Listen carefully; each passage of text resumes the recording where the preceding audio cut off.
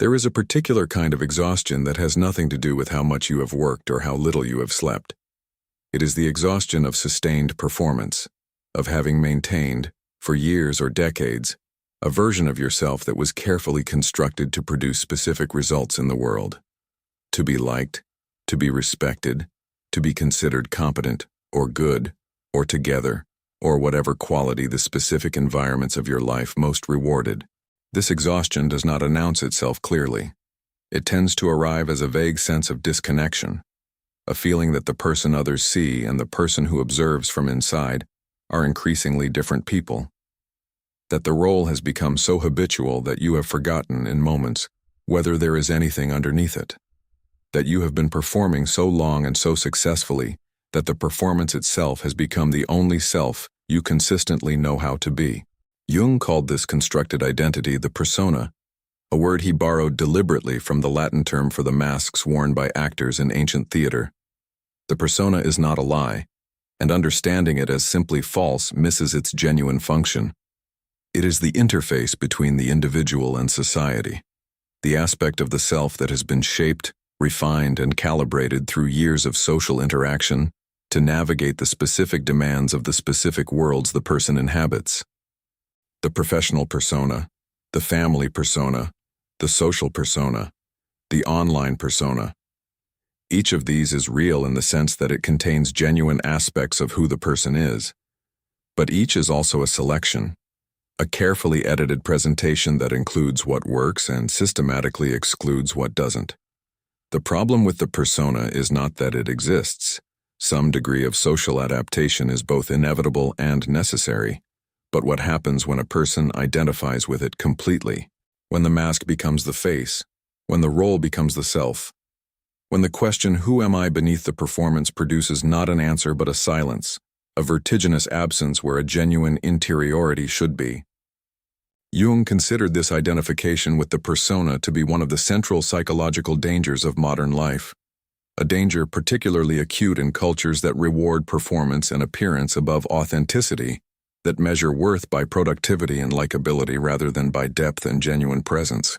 This video is about what happens when the persona begins to dissolve, when the performance that served so long starts to fail, when the mask cracks under the pressure of life circumstances that the performed self is not equipped to navigate, when the exhaustion of sustained inauthenticity becomes impossible to sustain.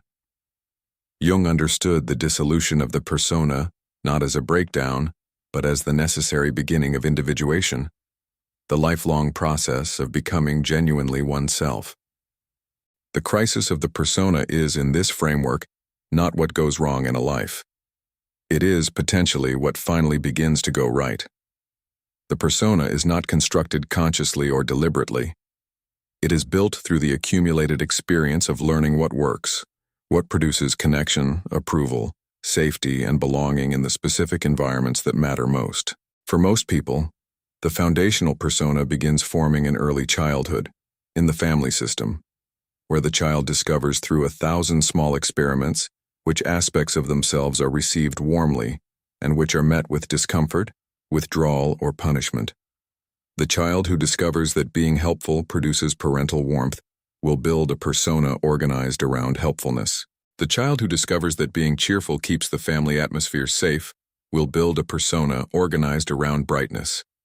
The child who discovers that being invisible is the safest way to navigate a volatile household will build a persona organized around disappearance. These early adaptations are not pathological. They are intelligent responses to real relational environments. Picture a specific moment.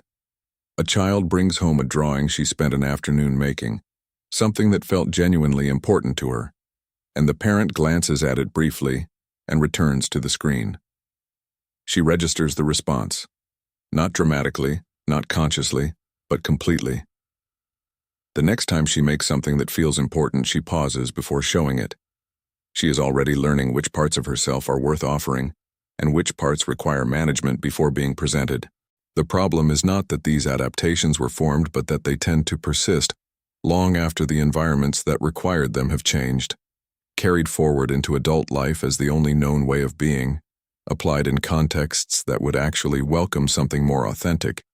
but that the person cannot offer because the authentic self has been so thoroughly organized behind the persona that it is no longer reliably accessible. The persona is also built through identification with collective images, the cultural templates of what it means to be a good person, a successful person, a respectable person in the specific community one inhabits.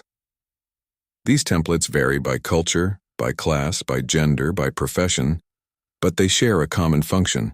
They provide a ready-made identity that can be put on like a costume, that comes with clear behavioral guidelines and recognizable markers of belonging. The person who identifies strongly with a professional role, the doctor, the lawyer, the teacher, the entrepreneur, has access to a persona of considerable social power and clarity. The clarity is real. So is the danger. The more complete the identification with the collective image, the more completely the individual beneath it is obscured. Jung observed that the strength of the persona and the poverty of the inner life tend to be directly proportional, that the more energy a person has invested in constructing and maintaining an impressive social face, the less energy has been available for the development of genuine interiority. This is not a moral judgment. It is a description of how psychological energy works.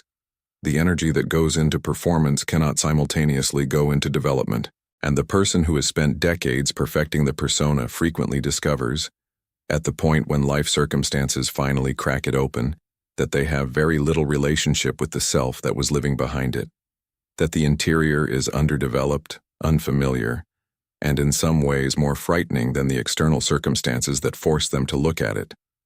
The persona does not dissolve gradually and peacefully as a matter of philosophical choice. It dissolves under pressure, under the pressure of life circumstances that the performed self is genuinely not equipped to navigate. Here is the counterintuitive part that Jung understood, and most people miss. The personas that crack first are not the weak ones. They are the strongest ones.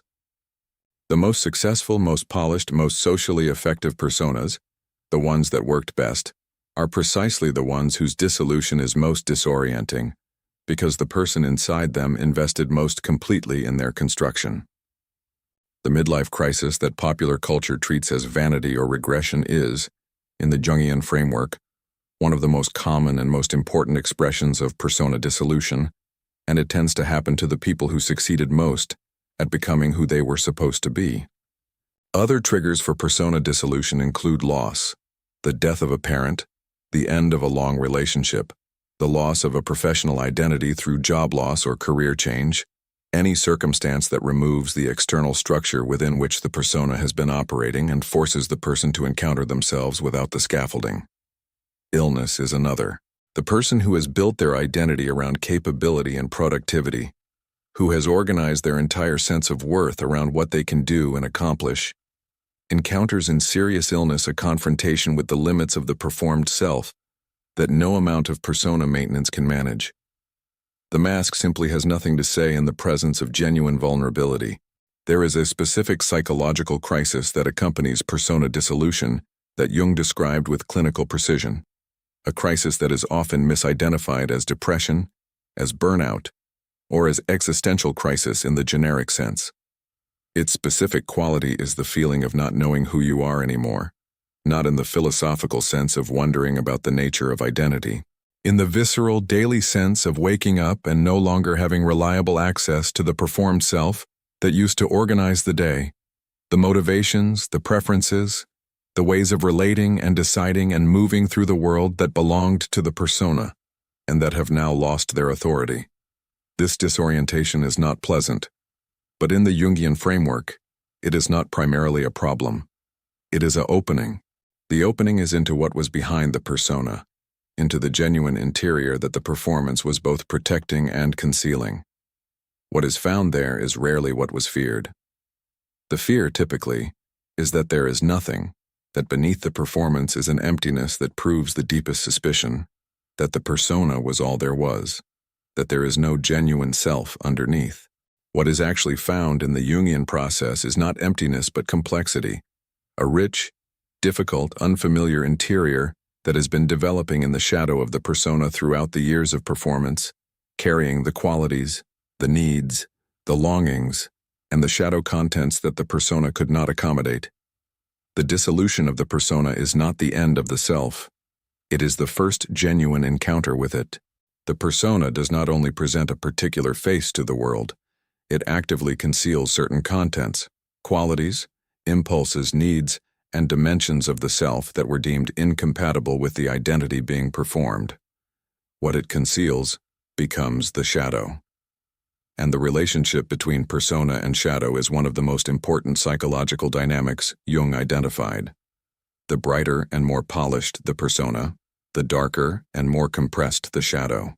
The person whose persona is organized around goodness, competence, and composure has a shadow that is correspondingly organized around the selfishness, incompetence, and emotional volatility that the persona cannot admit. The person whose persona is organized around strength and self-sufficiency has a shadow organized around vulnerability and the need for dependence. The contents hidden behind the persona are not limited to qualities that are genuinely problematic. Among the most significant things that the persona conceals are the authentic desires and longings that were incompatible with the performed identity.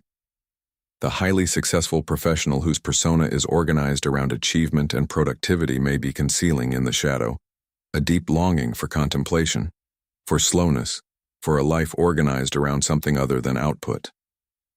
The devoted caretaker whose persona is organized around service may be concealing a longing for reciprocity, for someone to ask for once what they need. The relentlessly cheerful person may be concealing a grief that has never been permitted to surface.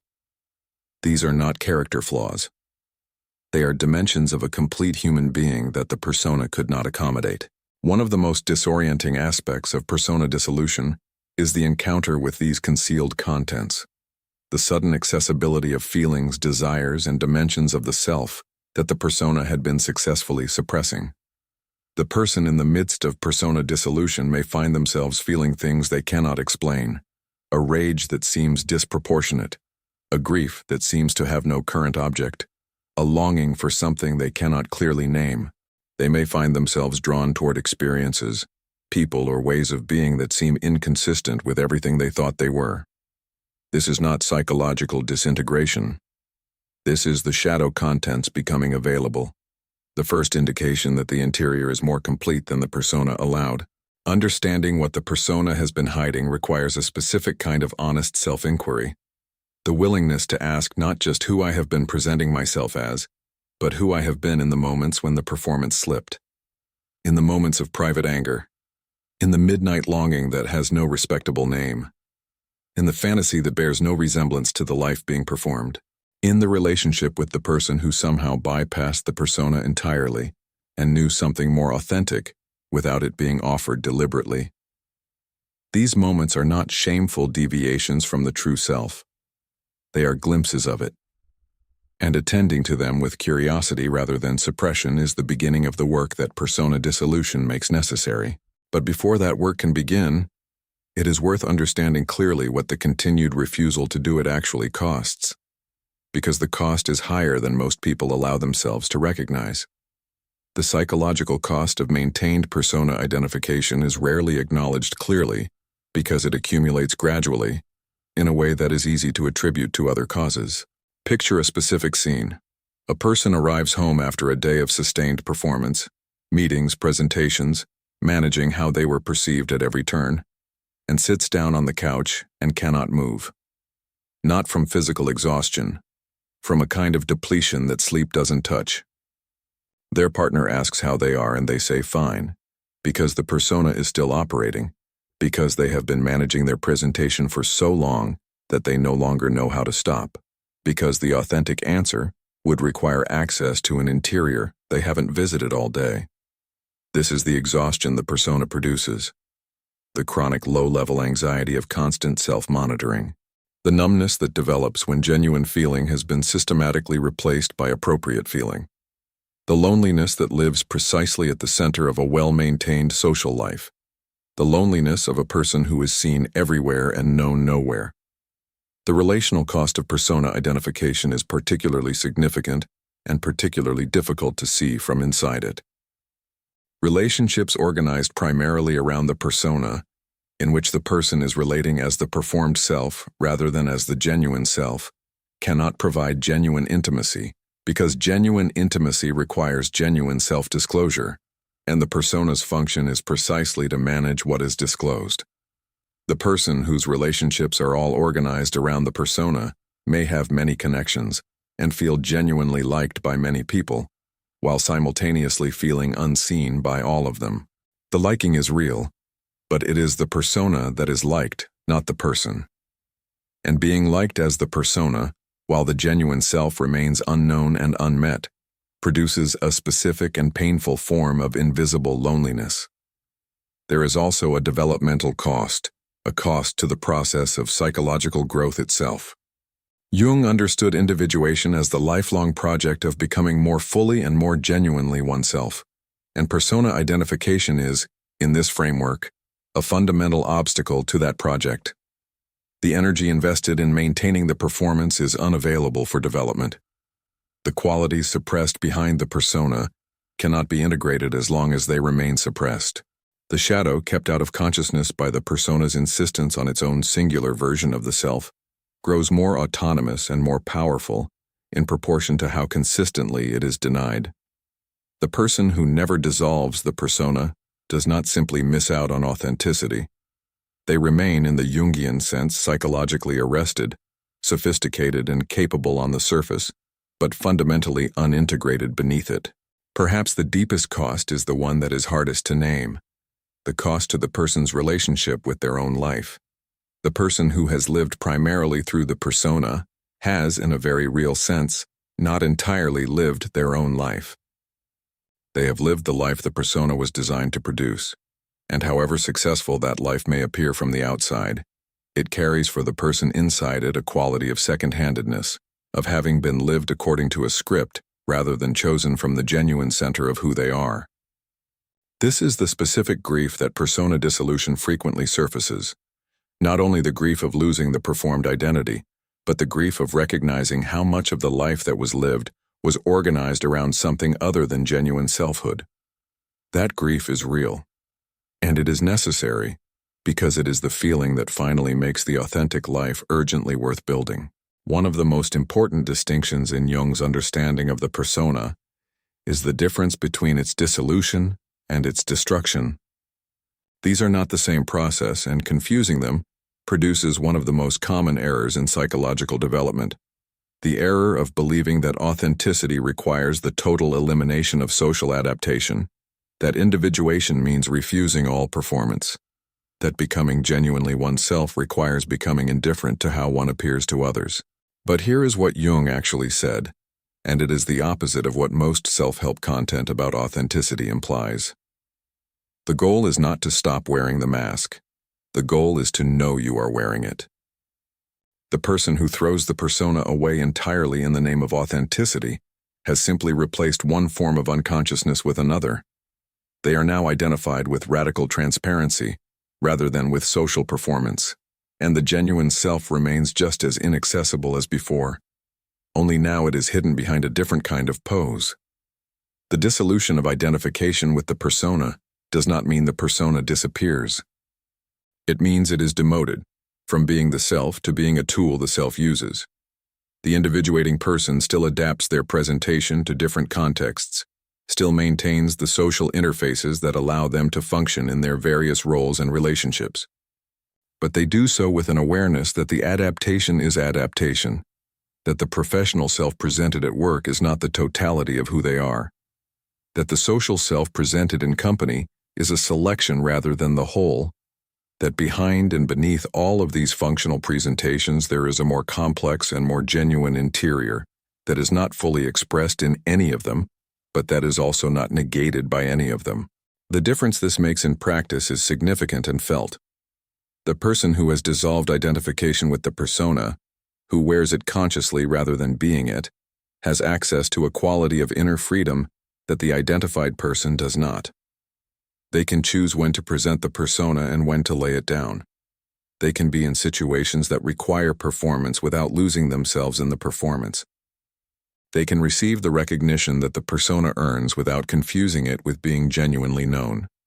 And they can be in situations of genuine vulnerability, situations where the persona has nothing useful to offer, without experiencing it as a crisis of identity, because their identity is no longer located in the persona. There is also a relational dimension to conscious persona use that is qualitatively different from unconscious identification. The person who can wear the persona without being it has genuine choice about when to offer something more real, when to step out from behind the performance and allow themselves to be encountered as they actually are. This choice, the capacity to be genuinely present rather than perpetually performed, is what makes genuine intimacy possible. Not the elimination of all social interface, which would be both impossible and undesirable, but the ability to move between the interface and the genuine self with enough freedom to offer the latter when it is called for. That freedom is what persona dissolution makes available. And it is, in the relational sense, everything. The work of dissolving identification with the persona is not primarily a work of public self-disclosure, of dramatically revealing suppressed truths to the social world, of radical transparency as an end in itself. It is primarily an internal work, the work of developing a more honest and more continuous relationship with the genuine self that has been living behind the performance. This means, concretely, learning to notice when the persona is operating, when the response you are offering to a situation is the managed response rather than the genuine one, when the emotion you are expressing is the appropriate emotion rather than the actual one, when the self you are presenting is the constructed self rather than the one who observes the construction. The first step is developing the capacity to be a witness to the persona, to observe it operating without immediately either defending it or condemning it. This witnessing quality, the ability to notice I am performing right now, without that observation producing shame or the impulse to immediately stop performing, is the foundation of everything that follows. Without it, the encounter with the persona tends to produce either defensiveness, the persona insisting it is the real self, or overcorrection, the sudden, destabilizing abandonment of all social adaptation in the name of authenticity.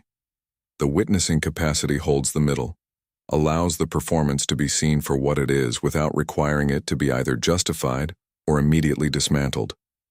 The second step is developing a relationship with what the persona has been concealing, with the shadow contents, the suppressed desires, the genuine emotions that the performance could not accommodate.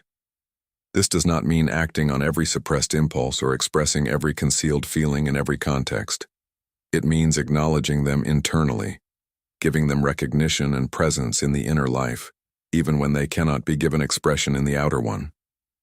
The suppressed anger that cannot be expressed at work can be acknowledged in private, written about, brought to consciousness without being acted out. The longing that has no respectable name can be allowed to exist as information about what the genuine self needs even before it can be given form in the life. The third step is the gradual introduction of more authentic self-expression into the relationships and contexts that can receive it. Here is what that looks like in practice. A person who has spent years performing competence and composure at work says to a trusted colleague, for the first time, that they don't actually know the answer, and waits to see what happens.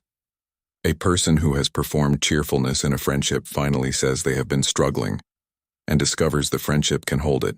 A person who has never let a partner see genuine vulnerability offers one small real thing, and notices whether it is received. None of these are dramatic revelations. Each is a small experiment in authentic contact, testing whether the genuine self can be offered in this specific relationship, in this specific moment, without the cost that the persona always predicted. This gradual movement from managed presentation toward authentic contact, in the specific places where authentic contact is possible, is how the persona is dissolved, not as a crisis but as a development. Not as something that happens to you, but as something you increasingly consciously choose.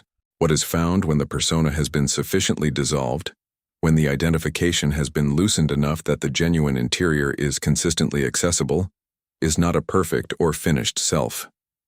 It is not a self that has transcended all social adaptation, that is free of all performance, that exists in a state of pure and unmediated authenticity. What is found is something more interesting and more human than that, a self that is complex, contradictory, unfinished, and genuinely its own, a self that has genuine preferences rather than performed ones, genuine responses rather than managed ones, genuine needs rather than the edited version of needs that the persona presented as acceptable.